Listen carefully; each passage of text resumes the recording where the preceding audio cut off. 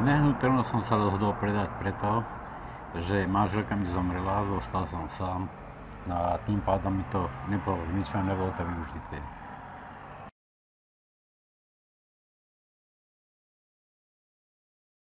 No, rozhodovali sme sa s manželkou spolu proste doslova odísť z bytu a ísť do dediny, do nejakého domu.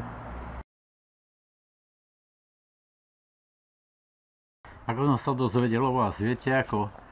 Bol som na dovolenke a zoznámil som sa tam s vašou mamou v Chorvátsku a som jej hovoril, že už mám 2 roky dá tu do reality chalupu na predaj a cháre sa mi nepredáva. Poradila mi, že jeho syn je v tomto dobrý, že by som sa obrátil na neho. Obrátil som sa na neho, za 3/4 roka to bolo predané. No, dozvedel som sa prostredníctvom internetu, zo stránok.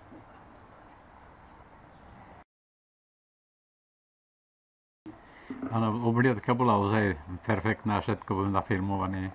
Reálne to bola tá kamera, čo sa otáča, ukazoval priestor, presne tá chalupa, aj dvor, aj zahrada, ako vypadajú aj znútra miestnosti.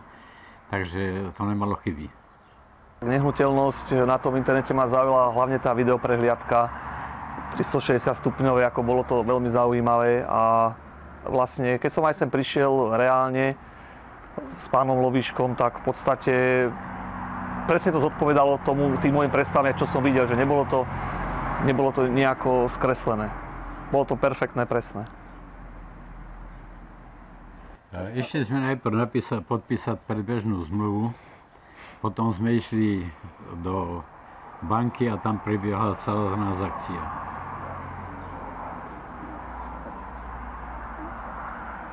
No, kúpa prebehla v podstate hladko. Podpísali sme zmluvy, čo sú potrebné k tomu.